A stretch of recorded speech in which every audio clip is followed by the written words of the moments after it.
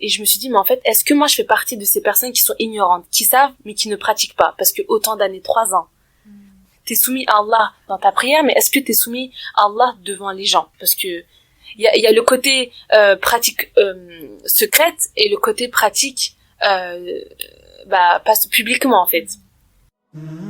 Salam alaikum. Bienvenue dans Parle-moi de toi, parle-moi de foi, le podcast qui explore les profondeurs de l'adoration à travers des témoignages inspirants. Installez-vous confortablement et embarquez pour un voyage inspirant au cœur de l'adoration et de la foi, où vous découvrirez comment elle peut transformer vos vies.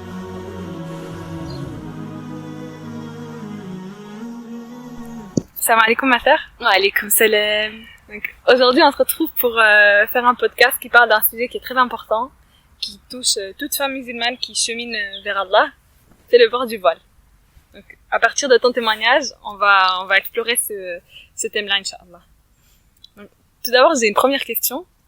C'est comment est-ce que toi, la toi de maintenant, comment est-ce que tu te représentes la toi du passé sans le voile, autant spirituellement que physiquement? Enfin, comment est-ce que tu étais dans ta spiritualité et physiquement, comment étais-tu avant de porter le voile? Donc avant de porter le voile, j'ai grandi dans les mosquées, alhamdulillah. J'avais toujours cette connexion avec le voile. Pour moi, c'était pas quelque chose d'étrange ou quelque chose de honteux. Voilà. Donc quand j'étais petite, je me disais toujours que j'allais me voiler. Voilà. Donc ça veut dire que tu avais déjà une vision du voile. Oui, voilà, c'est ça. Ton entourage, ouais. Vous voyez le voile comme quelque chose qui était obligatoire dans l'islam. Enfin, vous le voyez comment? Oui, voilà, c'est ça. C'est plus le côté de notre religion, quoi. C'est ce qui nous représente. Le voile, c'est beaucoup méprisé dans notre société, et le fait de garder cette comment dire, le fait de suivre notre religion en le portant, ça nous représente, quoi. D'accord, donc t'as toujours eu une vision correcte, on va dire, du voile. Oui, voilà, tout à fait. Alhamdulillah. Ouais. Et du coup, quel a été le déclic, si t'en as eu un, pour porter le voile? Bien sûr que j'ai eu un déclic, j'en ai même eu plusieurs. Donc le premier déclic, ça c'était plus le côté, ça touche pas directement le voile, mais ça touche plutôt la prière. Vous allez comprendre pourquoi je parle de la prière. Donc en 2014, j'ai découvert un livre turc. Donc je l'ai lu, et l'histoire, ça racontait que c'était une jeune fille qui était vraiment droite et qui était vraiment dans la religion, qui faisait tout son possible pour être dans la religion, mais que son entourage en fait ne lui permettait pas de pratiquer l'islam comme elle devait. Et donc c'est par ce livre-là que j'ai compris l'importance de la prière, l'importance des fréquentations. Et donc quand j'ai compris l'importance de la prière, j'ai commencé à prier. c'est logique, et du coup ouais, c'est vrai, des fois c'est pas évident, donc des fois on a notre nefs qui dit que c'est lourd, que c'est dur, mais alhamdoulilah, grâce à ce livre, j'ai réussi à comprendre l'importance de la prière. Et donc quand j'ai commencé à comprendre l'importance de la prière, j'ai commencé à prier, alhamdoulilah. Mais quand on n'est pas voilé dehors et qu'on prie, il fallait, pour moi, je devais toujours quand je sortais dehors, il fallait toujours que j'ai mon sac de prière pour pouvoir prier à l'heure. Et donc là il y a le côté prière. Donc du coup j'étais quelqu'un qui était dévoilé mais qui faisait sa prière. Et donc un an plus tard, j'ai rencontré donc une halaka, donc c'est une assemblée dans laquelle nous étudions le tafsir, donc l'exégèse du Coran. Nous étudions aussi d'autres sujets. Et donc moi, c'est en allant à cette assemblée, donc j'ai oublié de dire un petit détail, c'est que cette assemblée, c'était tous les samedis. Donc moi, à partir de 2015, quand j'ai découvert qu'il y avait une assemblée comme ça chez une sœur, je suis tout le temps partie. Et en fait, le côté magnifique du Coran, c'est que Allah t'explique comment tu dois vivre. Et donc moi, j'apprenais ma religion petit à petit grâce au tafsir. Et un jour, qu'est-ce qui s'est passé, c'est que Allah, il a parlé dans une sourate des personnes qui étaient jahil. Donc les personnes qui savent mais qui ne pratiquent pas. Et moi, je me suis dit, ça fait tant d'années que je vais à cette halaka. Ce déclic, j'ai eu en 2018. Donc je suis partie chez cette femme pendant des années, donc à partir de 2015. Et j'ai eu ce déclic en 2018.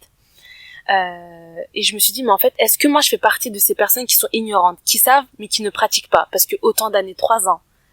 Pendant 3 ans, tous les samedis, tu écoutes le tafsir du Coran, tu comprends Allah, qu'est-ce qu'il veut te dire, mais tu pries, ok, mais physiquement, t'es pas soumis correctement à Allah, en fait.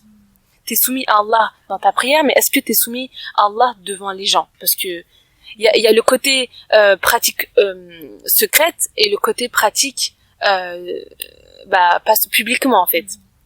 Et du coup, c'est quand j'ai écouté cette partie dans le Coran où est-ce que moi j'étais jahil, je me suis en fait questionnée toute seule et alhamdulillah qu'Allah m'a permis de porter le voile à partir du moment où j'ai écouté ce passage de cette sourate.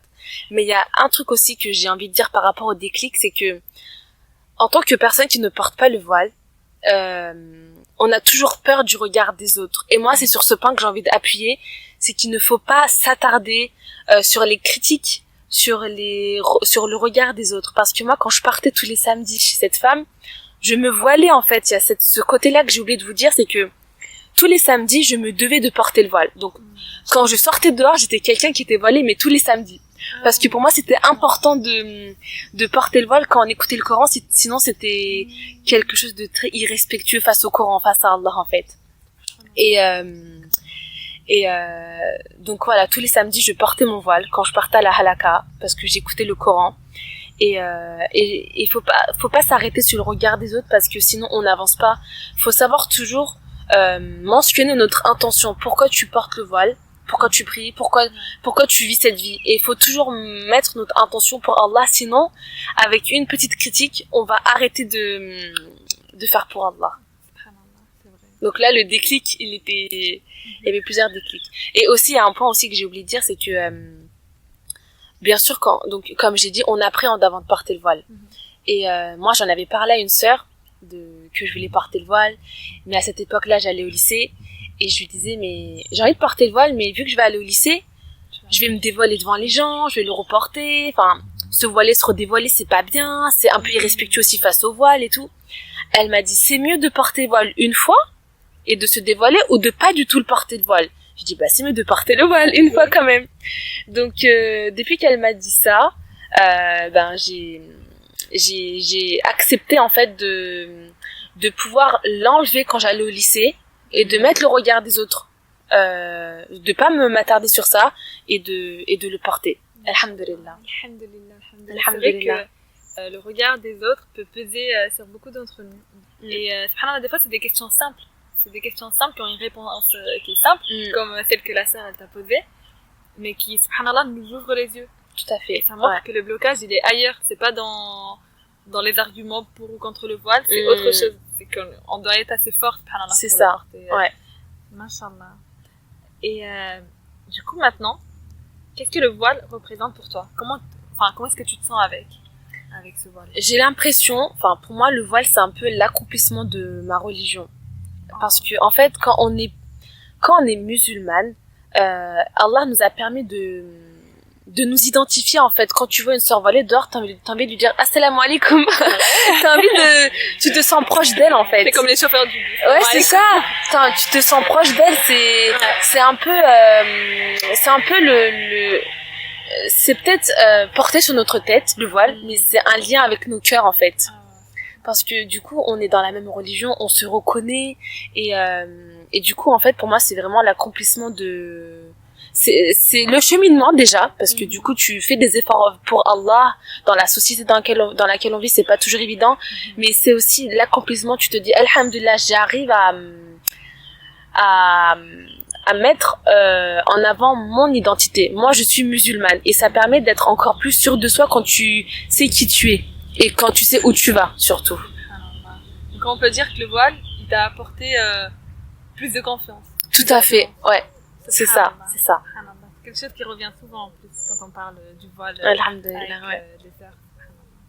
Et Masha'Allah, c'est vraiment une histoire très émouvante, très touchante, et subhanallah, on se sent identifié avec ça. Alhamdulillah. Et pour finir, le petit mot de la fin. Est-ce que tu aurais un mot pour définir ton voile?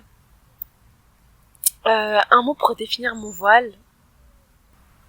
Le mot de la fin, moi je dirais que c'est la soumission envers Allah. Parce que quand tu comprends pourquoi tu portes le voile, tu te dis mais je ne le porte ni pour ma mère, ni pour mon père, ni pour ma famille, ni pour mes amis. C'est ta relation entre toi et Allah et c'est ta façon de prouver à Allah que tu es soumise à lui, selon mon avis. C'est vrai. Barakallahu fiki Urti pour ce témoignage. Ouais, fiki barakallah. Barakallahu fik à vous d'avoir fait ce projet de podcast sur le voile. Inch'Allah, ça va permettre aux autres sœurs qui sont voilées d'avoir plus de courage à le porter et celles qui ne sont pas voilées à avoir l'envie de le porter. Inch'Allah. En tout cas, on voit avec ce témoignage-là que différentes personnes, subhanallah, même s'il y a des personnalités différentes, etc., elles se soumettent toutes à Allah. Et comme tu as dit, le mot de la fin, la soumission, on se soumet toutes pareillement à Allah, peu importe notre identité personnelle, on va dire. Ouais, tout à fait. Barakallahu fiki, avec plaisir. Avec plaisir. Assalamu alaikum. Wa alaikum salam wa rahmatullahi wa barakatuh. Merci d'avoir suivi cet épisode. On espère que vous avez trouvé ce partage inspirant et enrichissant. Restez connectés en nous suivant sur nos réseaux sociaux et n'hésitez pas à nous contacter pour partager vos témoignages d'adoration. Nous vous souhaitons une continuité de paix, de joie et d'inspiration dans votre propre cheminement. À bientôt dans Parle-moi de toi, parle-moi de foi.